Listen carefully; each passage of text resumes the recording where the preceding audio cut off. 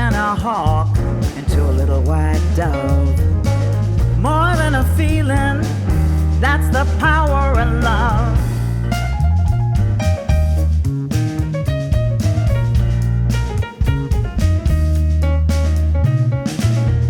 Tougher than diamonds and rich like cream, stronger and harder than a bad girl's dream. Make a bad one good, make a wrong one right. Power of love will keep you home tonight. I say this, it don't take money, don't take fame, don't need no credit card to ride this train. It's strong and it's sudden and it's cruel sometimes, but it might just save your life. That's just the power of love. The power of love.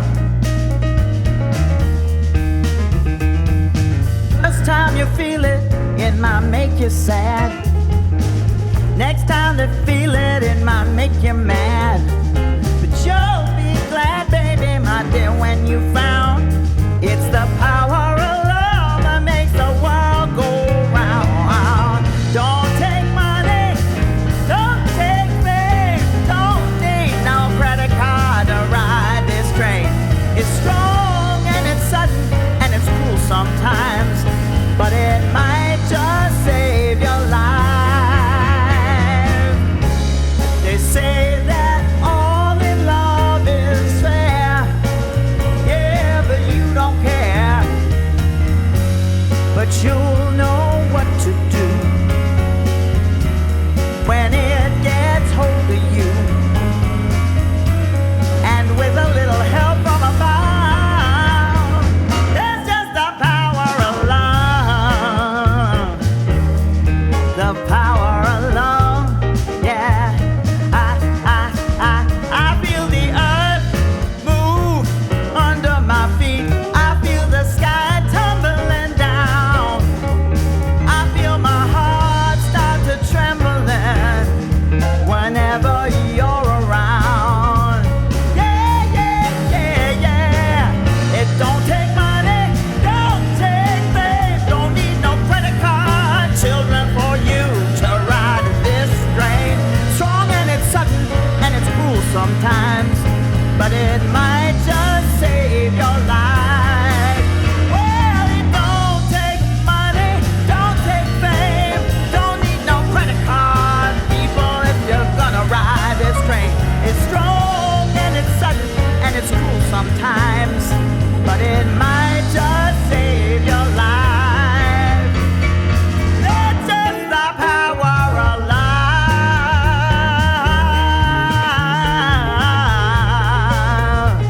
That's just the power of love.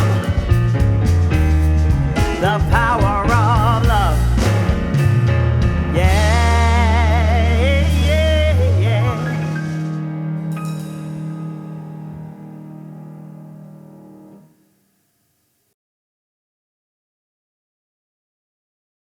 Thank you for joining us tonight for this, the 13th Annual Heart and Vision Awards Concert. My name is Doug Smith, and I am the president of the Toronto United Church Council, better known as TUCC. We thank Julie Michaels for her opening performance of The Power of Love.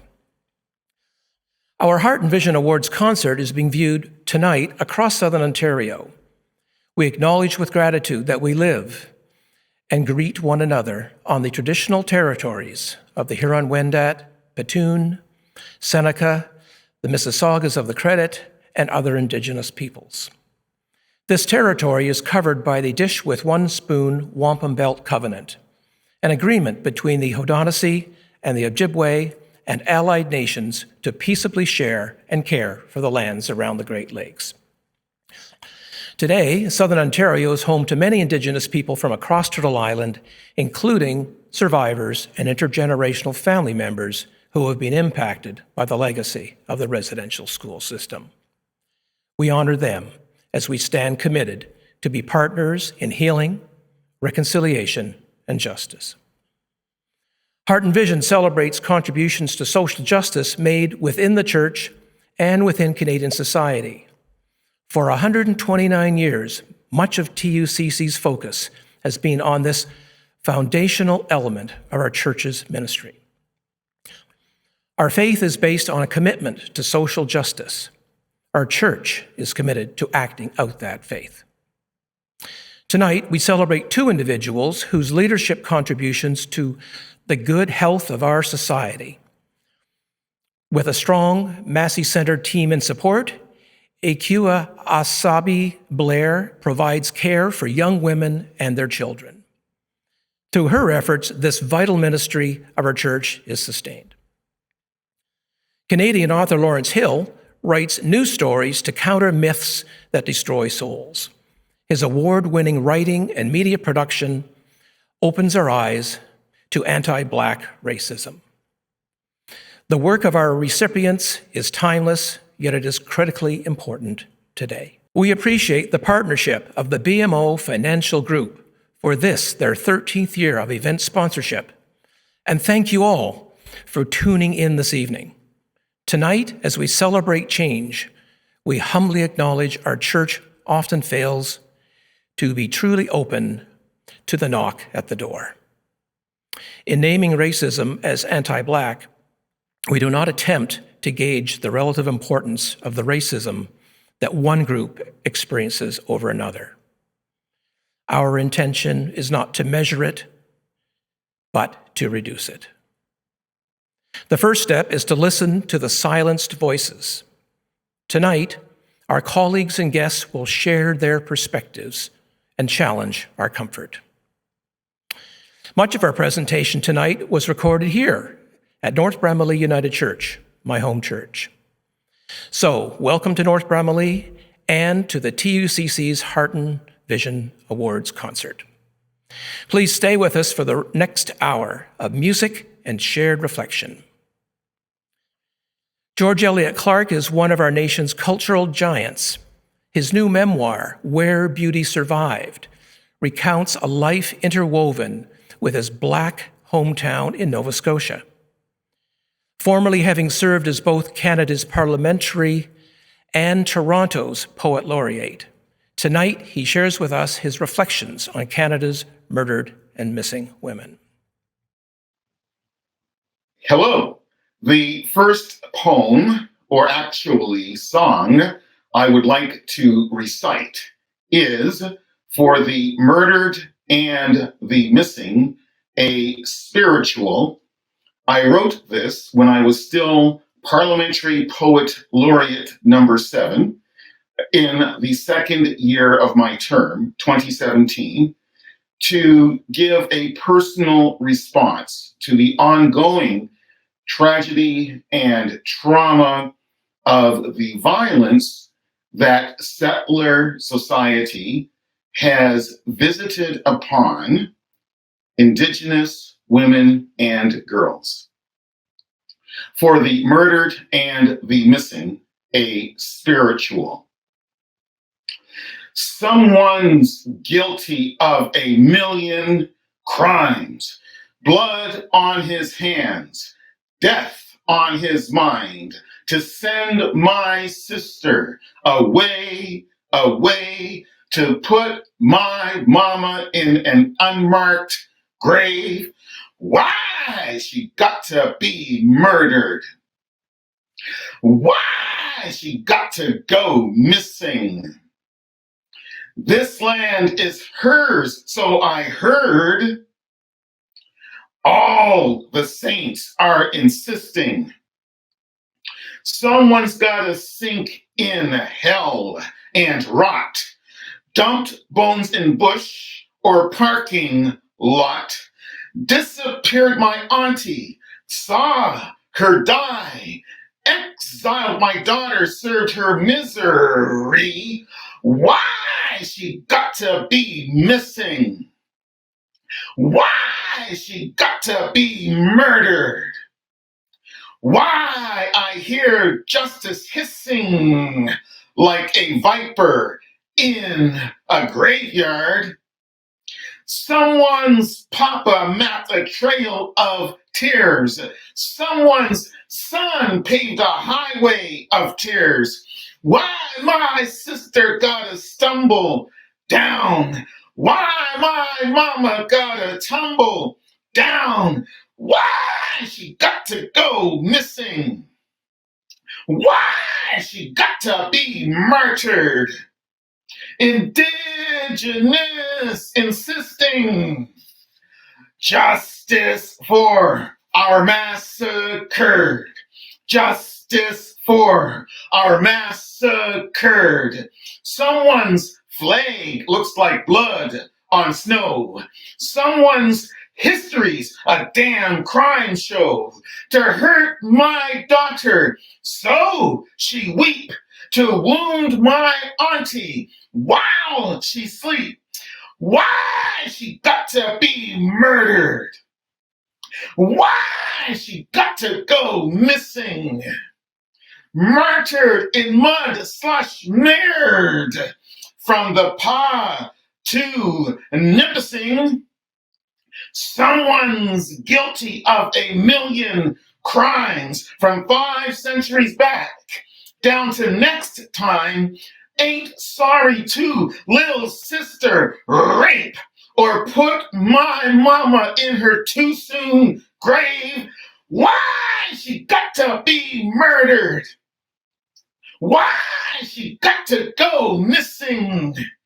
Ain't all government alert to crimes of commission? Why don't Parliament just wail? How can this Parliament fail? Got to have justice insisting. No more murdered, no more missing, no more homicide, suicide, genocide, those screaming words that none can hide. No more trails and highways of tears. No more families cramming each a hearse. Time to put the guilty where they belong, on trial in jail by the end of this song. Why she got to go missing? Why she got to be murdered? Indigenous insisting justice for our massacred. Justice for our massacred. Justice, justice, justice, justice, justice for our massacred. Why she got to go missing? Why she got to be murdered? Thank you, George Elliott Clark. Thank you. Let's now turn to a brief glimpse of the work at the Massey Center.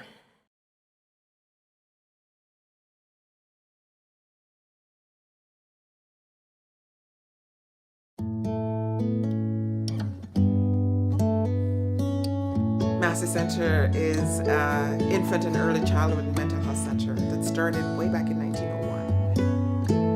So I'm born in Ottawa, Ontario. I lived there most of my life. I came here, I was pretty beaten down by just my life in Ottawa. It had been really hard. I never would have guessed I would go to post-secondary. It wasn't even in my mind. We have a partnership with the Toronto District School Board, and a young woman at any grade level can continue her high school studies here.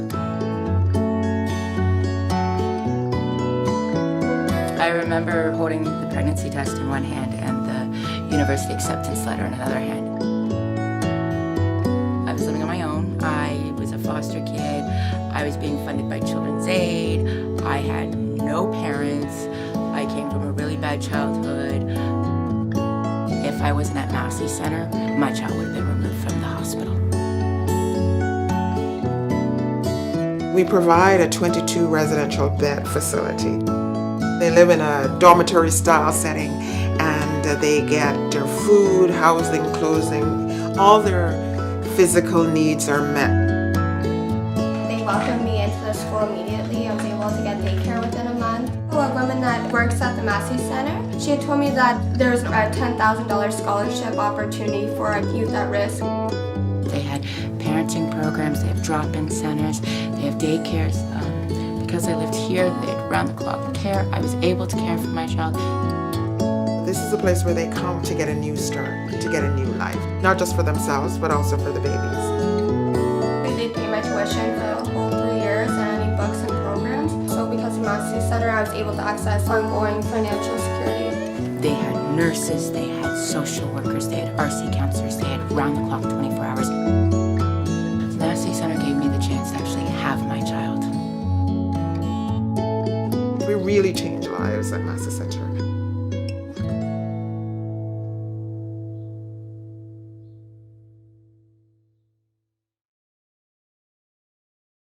Good evening, everyone. My name is Jennifer Dockery. I've joined the board of Massey Center back in 2014, and I became the board president in 2016. As a registered nurse and a healthcare leader, my focus has been on working with marginalized populations, including refugees, seniors, and other high needs groups, like the young women and their children that Massey Center serves, with the goal to improve their health outcomes, including their mental health. It gives me great pleasure to actually introduce to you Akua Asabia Blair, who's the Chief Executive Officer of the Massey Center for Women and leads a client-centered infant and early childhood mental health organization, which provides support for pregnant and parenting adolescents and their children. She's the mother of a 21-year-old daughter whom she adopted at 2 years of age. Several years after the adoption, she learned that her daughter's birth mother was actually a 16-year-old who was a former client of the Massey Center. She's also the mother of Ruva, a 4-year-old cockapoo. Akua was born in Kingston, Jamaica, and migrated to Canada in the late 70s.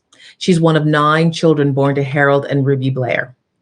Akua has an executive leadership experience that includes previously being the executive director of the Rexdale Community Health Center for 9 years and the interim executive director and program director for the Davenport Perth Neighborhood and Community Health Center, where she was instrumental in establishing an African-centered program for partnership with the Toronto District School Board.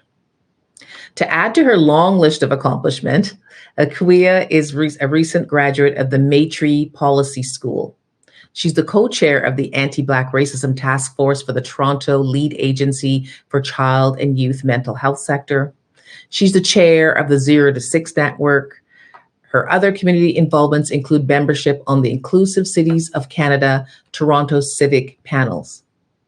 Over the past 2 decades, Akua has also been involved in a number of community organizations in the Toronto, including the Jane Finch Concerned Citizens Association, the Black Heritage Program in North York, and the Somali Women's Association in Rexdale.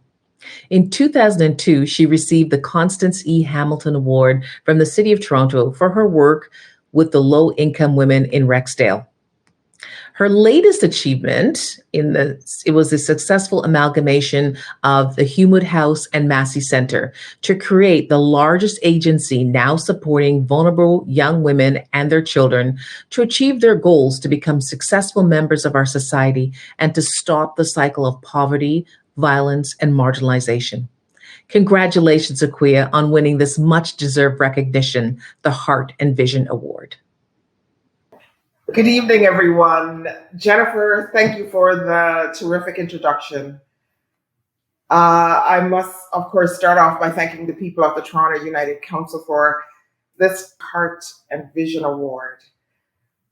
I humbly accept this award this evening on behalf of the many vulnerable pregnant and parenting teens that we serve, our amazing staff, management, and board of directors.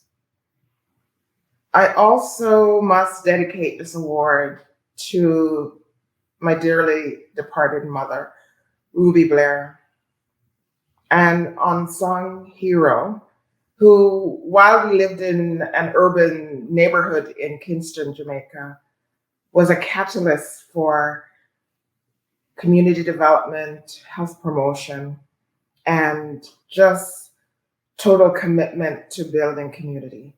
She was responsible for starting our local 4-H club, started Seniors and Residents Association. She also was instrumental in pulling together the Police Youth Club. Ruby did all of this, and most of my neighbors couldn't believe it. She did this all for free. So before I even knew the meaning of the word community development or social work or community work, my mother was a good example of that for me all throughout my life. So I must dedicate this to her because she never got the acknowledgement that I think she so justly deserved. I also thank the Toronto United Church Council for this opportunity because it gives me a chance to speak to the needs of the vulnerable pregnant and parenting teens that we serve at Massey Centre. It gives me a chance to spotlight the issues that impact the lives of these young women.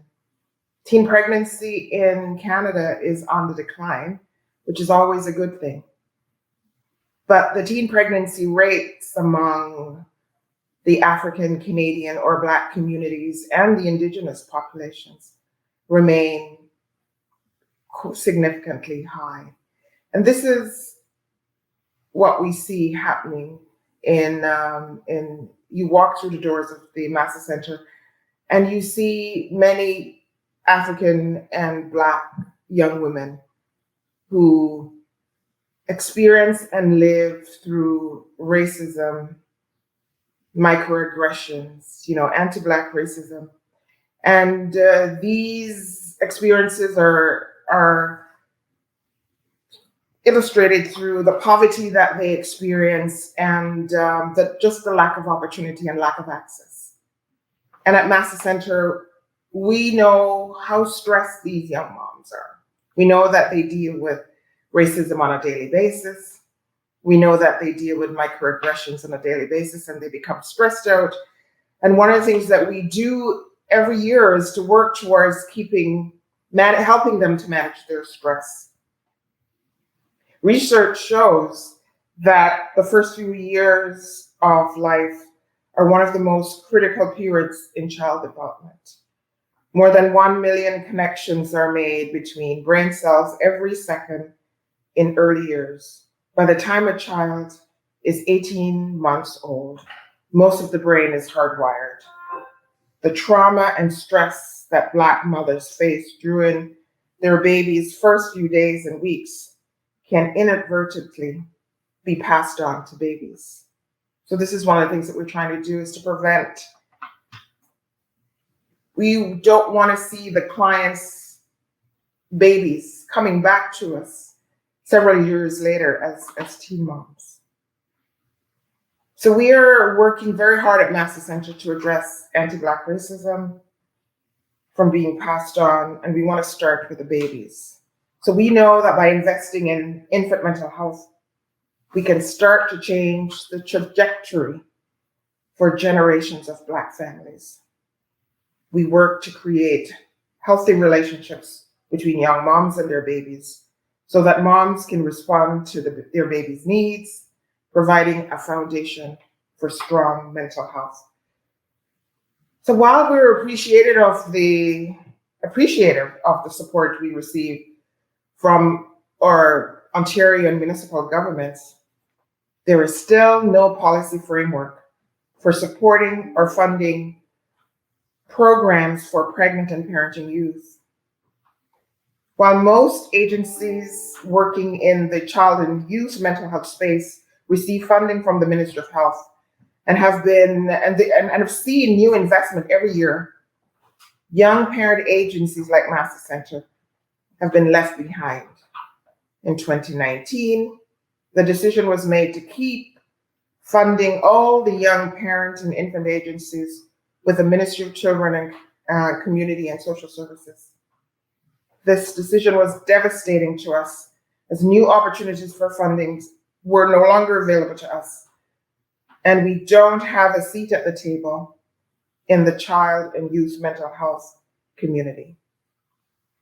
But despite the lack of funding, we are doing incredible work, changing lives every day. I can think of moms like Shanique Baptiste, who is now, because of her support, is thriving in the community.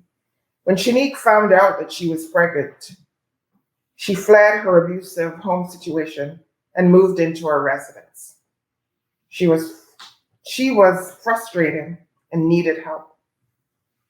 With the support of our center, she learned how to communicate with Javion. Javion, by the way, I should tell you, was actually born on site at Massey Center on October 13th, Friday, October 13th to be exact. And so we taught her how to communicate with Javion and recognize that he needed what he needed from her. Shanique is now living independently and finishing her college diploma, and Javion is thriving. Massey Center is making significant changes in the lives of moms and babies like Shanique and Javion. But too often, Black-led and Black-serving organizations, including women's organizations, are chronically underfunded. And if we had sufficient resources to help all young moms and babies, can you imagine the kind of impact that we would have? Thank you again to everyone at the Toronto United Church Council for choosing me as a recipient of the Heart and Vision Award.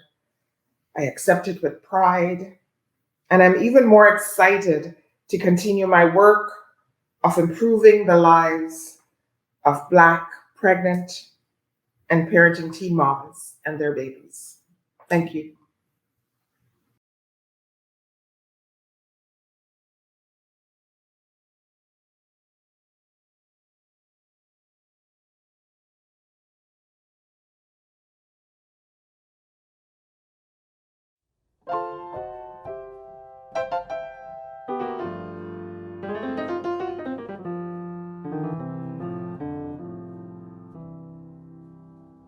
Why should I feel discouraged?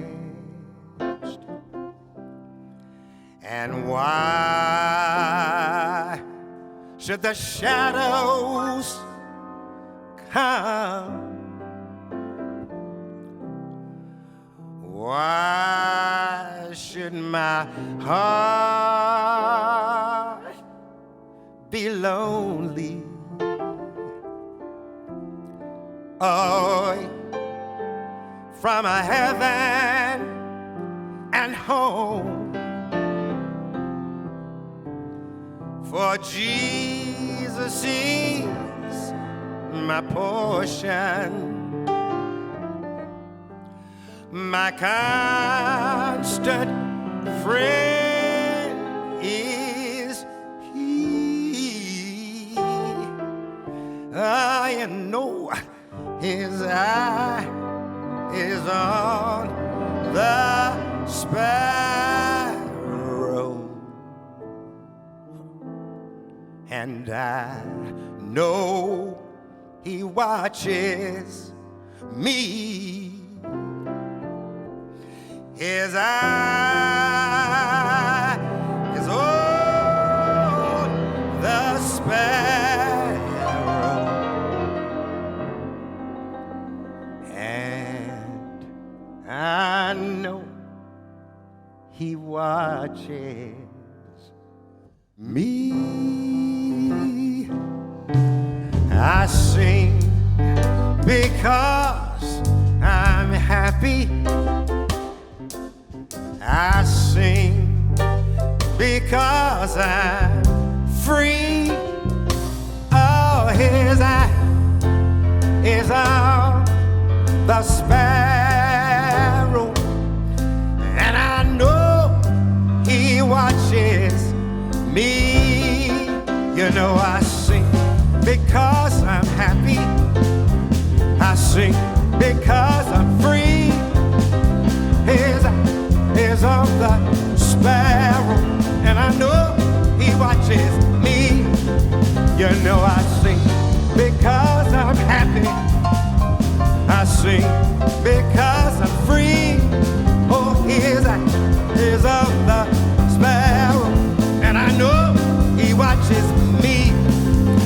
know I sing because I'm happy. I sing because I'm free. Oh, here's a the sparrow, and I know he watches me. I looked over the door, and what did I see? A band of angels coming after me. If you get there before I do, tell all God's children I'm coming there too. Amazing grace, how sweet the sound. I once was lost, but now I'm found. Why don't you swing low, sweet chariot, swing low, coming for to carry me home. Swing low, sweet chariot, swing low, coming for to carry me home. You know I sing because I'm happy. I sing because I'm free. Oh, here's the sparrow. I sing because I'm happy. I sing because I'm free. I sing because I'm happy. I sing because I'm free. I sing because I watch this. Oh, thank God Almighty, I'm so happy. Thank God Almighty, I feel free. I sing because I'm happy. I sing because I'm free. I sing because I'm happy. I sing because I'm free. Oh, sing because I'm happy, because I'm free. Oh yeah, I sing because I'm happy. I sing because I'm free. Oh yeah. Whoa.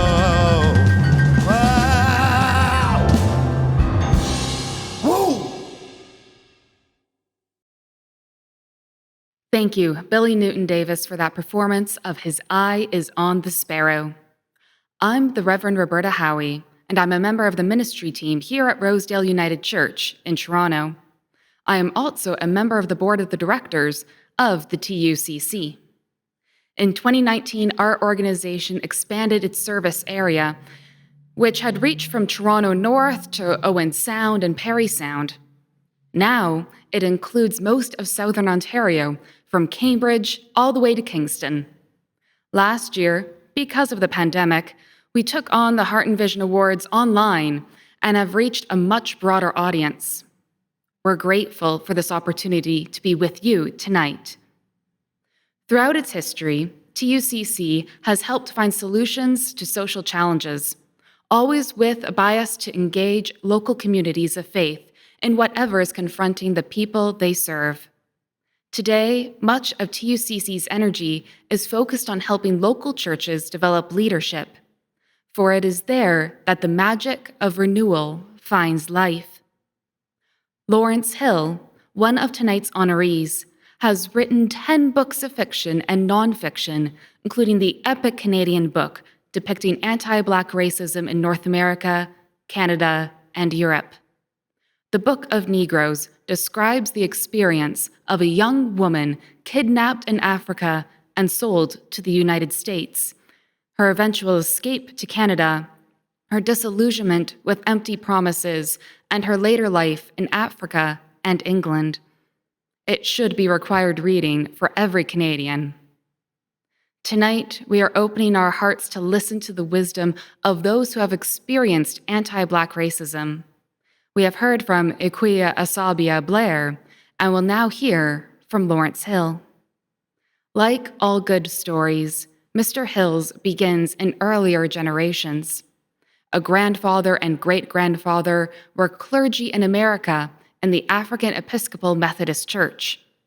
The civil rights movement of the early 1950s enlivened his parents' appetite for justice in their native USA. But after his father studied at the University of Toronto, Mr. Hill's parents stayed in Canada and took up the causes of social justice in their adopted land. They raised 3 children and contributed immensely to the causes of justice in Ontario and in Canada abroad. Lawrence's father, Daniel Hill Sr., served as Ontario's first director and later the chair of the Ontario Human Rights Commission. In the early 2000s, Lawrence wrote the script for an award-winning documentary called Seeking Salvation, a history of the Black Church in Canada. In part, the film serves as a historical parallel to his novel The Book of Negroes, and is still recommended as a primer in the long history of the Black settlement in Canada and roots of anti-Black racism in this nation. We will now turn to listening to his voice. Hello, my name is Lawrence Hill, and I'm speaking to you from my home in Hamilton, Ontario. And I wish to begin by thanking the Toronto United Church Council for awarding me this wonderful honor of the Heart and Vision Award. When I was offered this award, I thought perhaps somebody's made a terrible mistake, because I see the illustrious company in which I've been included, and I wasn't entirely sure if I belonged, but it's really nice to have this award. And I think it's very common for novelists and essayists and screenwriters. I'm all three of those things, to have to live with something of the imposter syndrome and to wonder if we really deserve the accolades and the awards that we do receive. But this is lovely. Thank you. It's particularly lovely because I'm the grandson of an ordained minister with the African Methodist Episcopal Church. His name was Daniel Grafton Hill II, so he was my paternal grandfather. My father was also named Daniel Grafton Hill III, and my father was born in Independence, Missouri. His father joined the church after serving as a first lieutenant in the American forces in the First World War, and partly to get away from meddling in-laws and partly just to explore the country. My grandfather began leaving, the east of the United States, Washington, the Baltimore area, and heading west, as far west as he could, to avoid meddling in-laws. And so my father grew up in a number of church communities in the Midwest and in the West, from Berkeley to Portland, Denver, and other places. This is where my father grew up in the years leading up to the Second World War. And my grandfather spoke very fondly of his time in the church. He ended up being Dean of Theology at Howard University, a Black university in Washington, D.C., where my father got his first degree. My parents married on the Howard University campus inside a church there, with my grandfather overseeing the proceedings. And I remember my grandfather playfully saying to me, as he was old and having trouble walking on his own, "Prop me up, Larry, on every leaning side." And he spoke to me often of the social gospel. He did not speak to me very much about his most deep felt religious and spiritual convictions, but he spoke very much of the obligation of the church, in his opinion, to serve the needs of the dispossessed and the hungry and the marginalized, and to play a vital role in the advocacy of rights and humanity for African Americans and for others too. And so this was his goal. He was deeply committed to it, and he was very proud of his work as a theologian. He, although he was born in 1896 as an African American, he had a doctorate in divinity from Lincoln University, and he was very proud of his doctoral work and proud to be a minister. And so I also learned from him that writing sermons once a week was not all that different from writing short stories or the sorts of things that I've done. Perhaps a little more fiction in the things I've created than in the sermons that my grandfather wrote. But he very proudly thought of himself as a writer and loved to write sermons and took that work very seriously. And I think I modeled my own serious work as a writer partly after the work of my grandfather. So when I received this award, I'm thinking in part of my grandfather and his long life as a theologian with the African Methodist Episcopal Church in the United States. Of course, the AME Church, as it's known, also existed in Canada. Many African Canadians who had been fleeing slavery in the United States were afraid that they'd be caught by slave catchers and returned violently and forcibly into the hands of slave owners in the United States.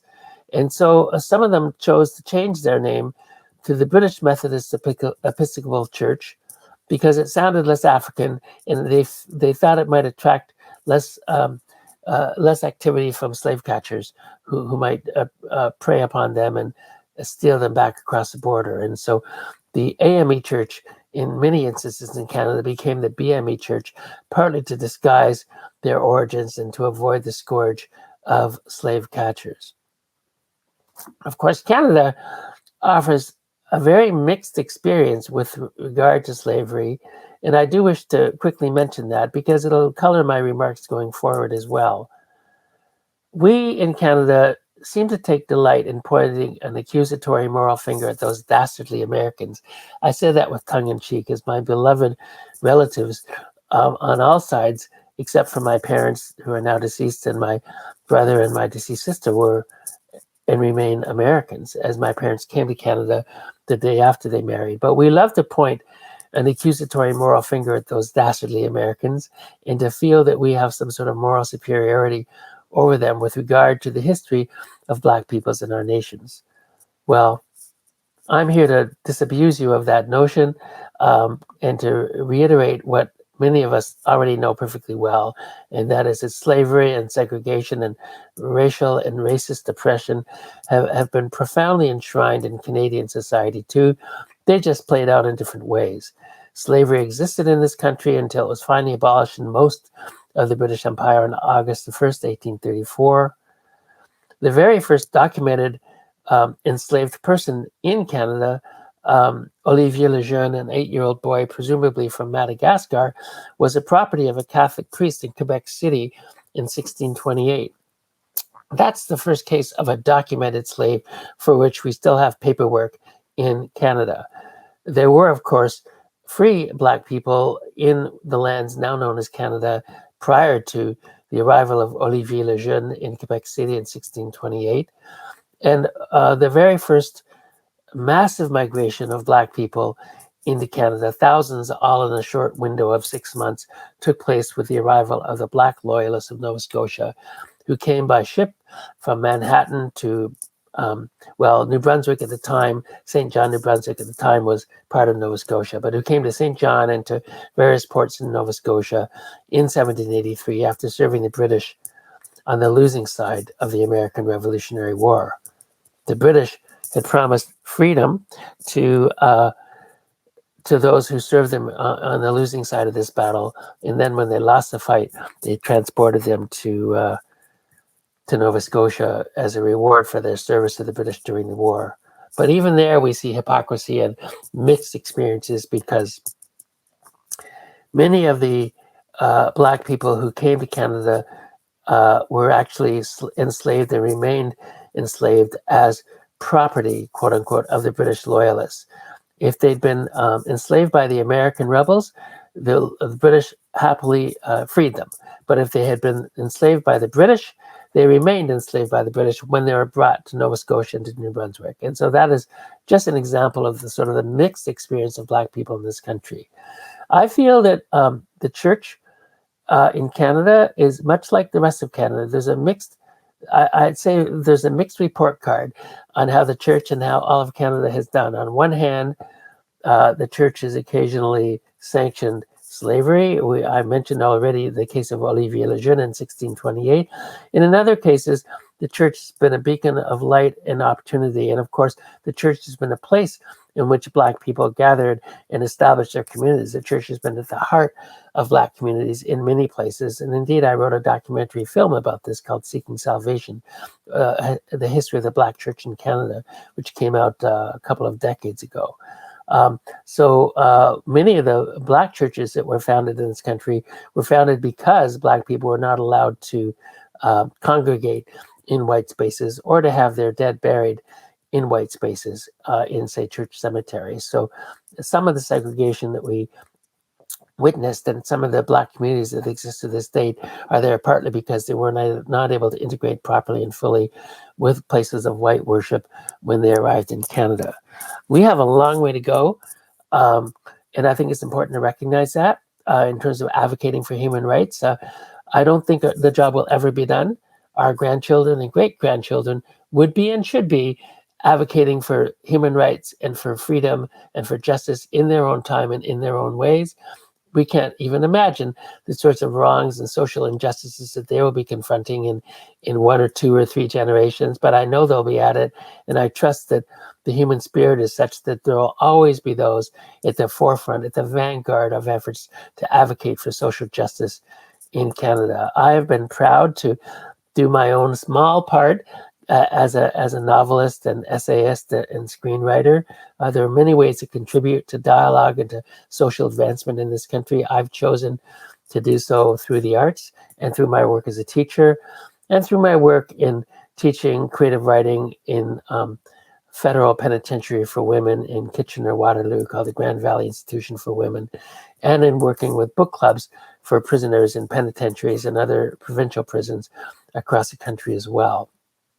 I feel that prisoners, just as much as other Canadians, deserve to have their humanity recognized and to have their minds stimulated and to be freed of constant worry about their state of incarceration. And one of the best ways to free the minds of prisoners and to stimulate them and help prepare them for re-entry into society is to offer them possibilities to read and write and academic and scholarly stimulation. So I'm very proud to be an active supporter with regard to book clubs for inmates, and also as a professor of creative writing who's taught in a federal prison for women in Kitchener-Waterloo.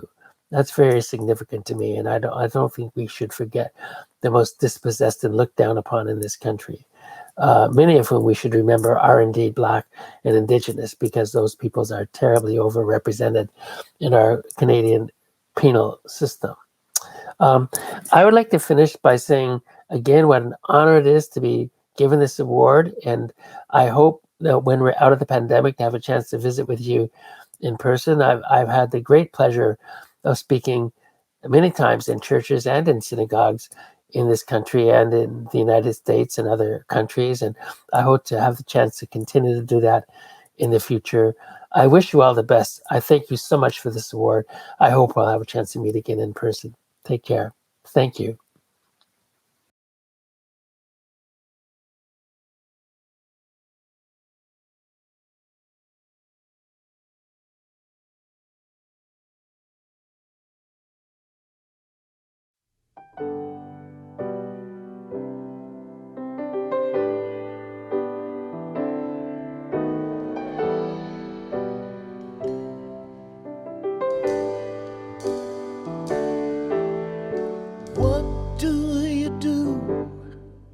When you've done all you can, and seems like it's never enough. What do you say when your friends turn away and you're all alone, all alone? Tell me, what do you give when you've given your all, and it seems like you can't make it through? Well, you just stand. When there's nothing left to do, you just stand and watch God see you through. After you've done all you just stand. Tell me, how do you handle the guilt of your past? Tell me, how do you deal with the shame? And how can you smile when your heart has been broken and filled with so much pain? so much pain. Tell me, what do you give when you've given your all and it seems like you can't make it through? Well, you just stand when there's nothing left to do. You just stand. Oh, let God see you through.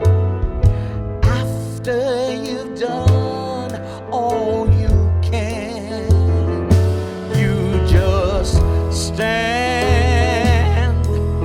and be sure.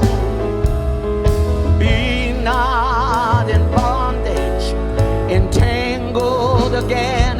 You just stand and endure. You see, God has a purpose. Yes, God has a plan. Tell me, what do you give when you've done all you can and it seems like you can't make it through? Shall you just stand? Stand. Stand. No, don't you dare give up. Through the storm, through the rain, through the hurt, through the pain. Don't you bow, don't you bend, don't give up, no, don't give in. You just hold on, just be strong, 'cause God will step in, oh Lord, and it won't be long. After you're done all you can, after you've done all you can,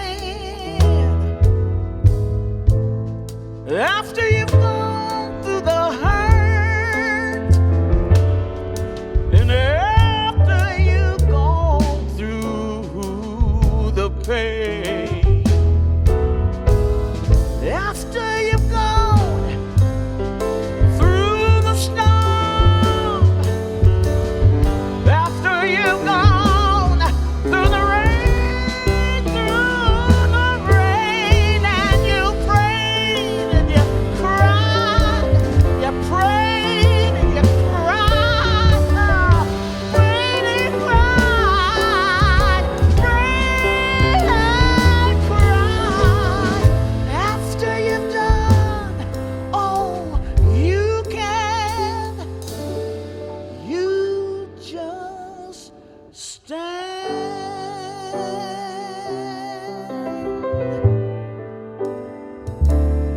Oh, oh, oh.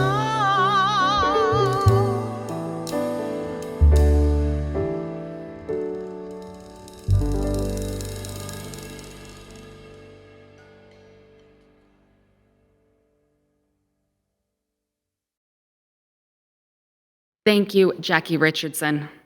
In addition to adding her voice to 12 Heart and Vision concerts, Jackie was a 2014 Heart and Vision Award recipient in recognition of her service to community agencies in Toronto and across Southern Ontario. Hello, and warm greetings to all of you. My name is Adele Halliday, and I serve as the Anti-Racism and Equity Lead Staff at the National Office of the United Church of Canada. Thank you for inviting me to be part of your gathering today and for the opportunity to bring you brief greetings. It is an honor. I would first like to extend my most sincere congratulations to Akua Belair and to Lawrence Hill. Congratulations to both of you on your well-deserved award. You may not know it, and you may not even know me, but I wanted to let you know that both of you, through your writings and through your work, have inspired, encouraged, and challenged me. Thank you for your work and for your leadership. Now, this evening is about people who have offered leadership in the area of anti-Black racism, and many among you may know that the United Church of Canada has committed to becoming an anti-racist denomination and has invited the whole church to work on this from your various places and contexts and ministries. And so for the people of the United Church, I would love to highlight 3 opportunities for you to continue to work on anti-Black racism and systemic racism in your communities and through the church. One is through engaging with the United Nations International Decade for People of African Descent. The United Church has made a commitment to work on this decade, which runs from 2015 to 2024. There are daily prayers available on the United Church's website. And this month, the prayers focus on naming injustices faced by people of African descent. There's also an ecumenical video and some guiding questions that go along with it, and another video and study guide that will be coming soon. We'll post a link in the chat to where you can find all this information. Another opportunity is to engage with the 40 Days of Engagement on Anti-Racism. This is a dynamic and brand new program that's going on right now. It's running from October 12th to November 26th. And every day, with the exception of Sundays, there are new activities for daily learning, faith reflections, children's activities, commitments, and ideas for advocacy. Plus, every Tuesday, there's a live Zoom event where you can interact with some of the writers. It's all available as free downloads on the website, and we can post a link to that in the chat as well. The third opportunity is to engage with the upcoming National Anti-Racism Action Plan.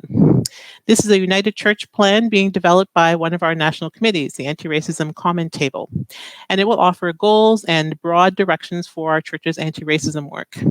There'll be supports and resources available to help you develop some strategic directions for yourselves as well. When it's ready, they'll be posted on the anti-racism section of the website and advertised widely. Friends, we hope that you will continue in the journey towards becoming an anti-racist denomination. Thank you so much for your time and attention today. I don't feel no ways tired. I come too far from where I started from. Nobody told me that the road would be easy. I don't believe he brought me this far to leave me. I don't feel no waste time. I come too far from where I started from.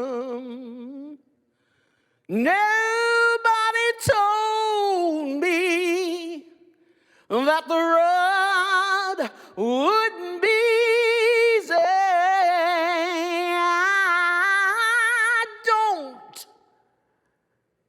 I don't believe he brought me this far. I don't believe he brought me this far. I don't believe God brought me this far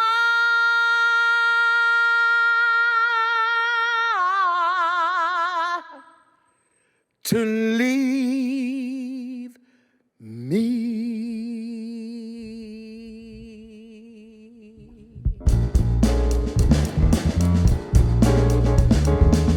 You are the light of the world.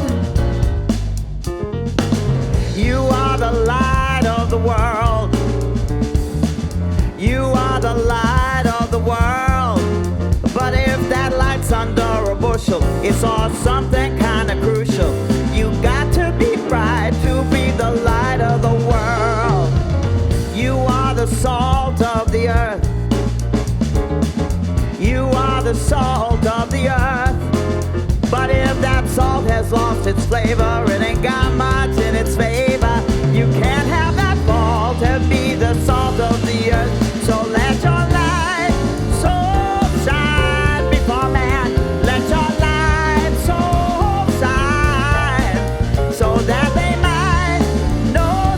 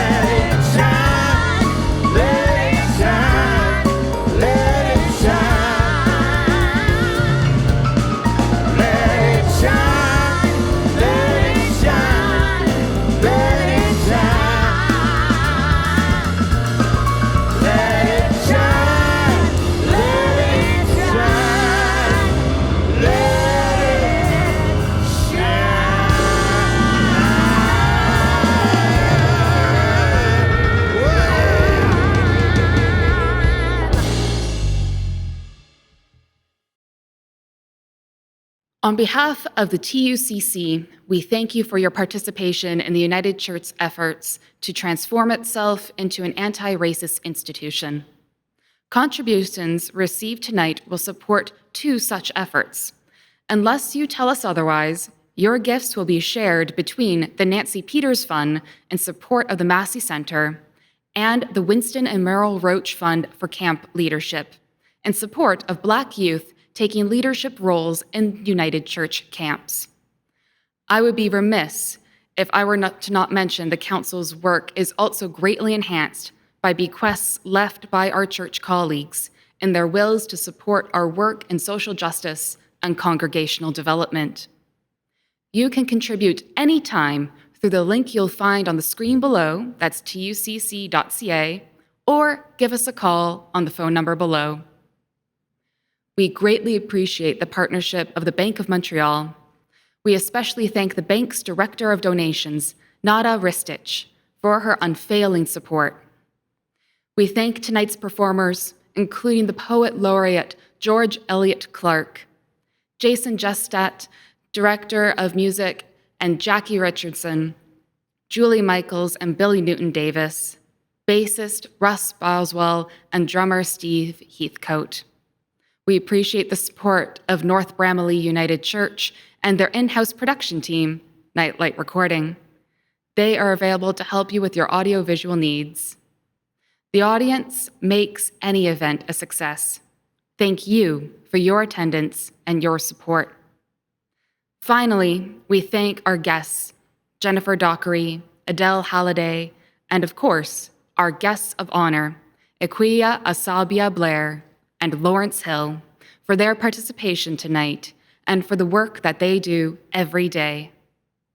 The United Church has embraced the truth that we are all treaty people. Tonight, we have heard the voices of those who have experienced anti-Black racism. As treaty people in the 21st century, we are committed to confronting historical injustice. We resolve to take personal responsibility to identify such injustice and bring about change. Thank you again, and good night.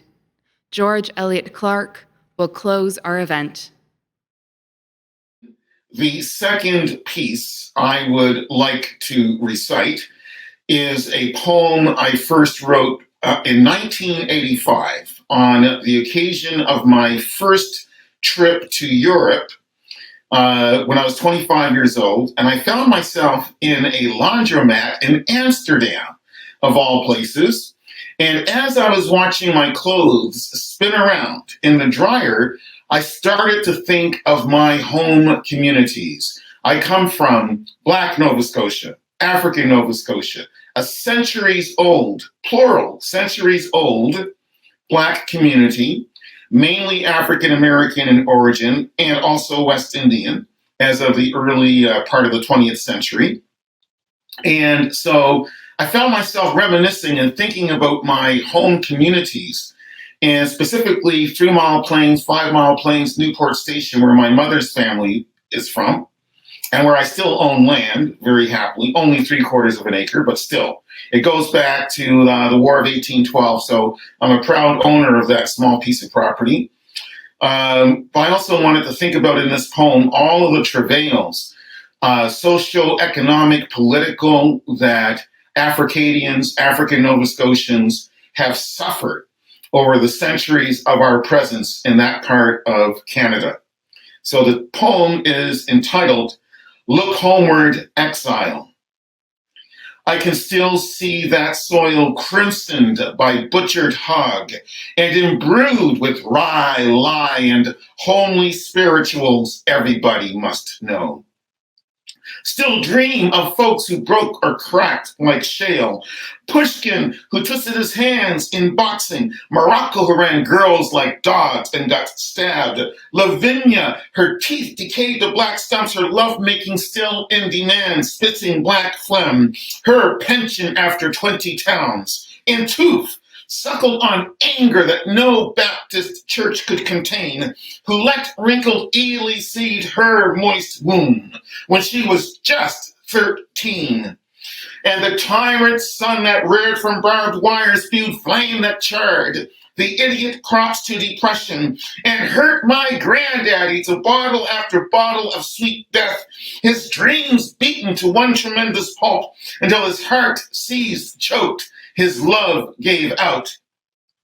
But beauty survived, secreted in freight trains snorting in their pins, in babes whose faces were coal black mirrors, and strange strummers who stroked Ghanaian banjos hummed blind blues precise, ornate, rich needlepoint, in sermons scorched with sulfur and brimstone, and in my love's dark orient skin that smelled like orange peels and tasted like rum.